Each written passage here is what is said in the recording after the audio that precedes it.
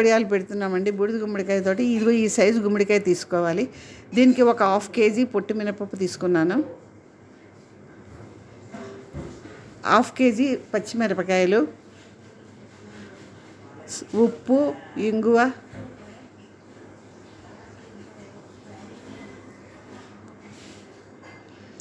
Packet అదిగో చూపించాను చూడండి, అలా సాల్ట్. అది మనం గుమ్మడికాయ ఎట్లా తయారు చేయాలంటే ఫస్ట్ ముక్కలు కట్ చేసి ఇదిగో ఇలా మూట కట్టాలి. మూట కట్టి ఇలా రాయి ఒత్తి పెట్టాలి. ఇది ముందు రోజు రాత్రి పెట్టుకోవాలి.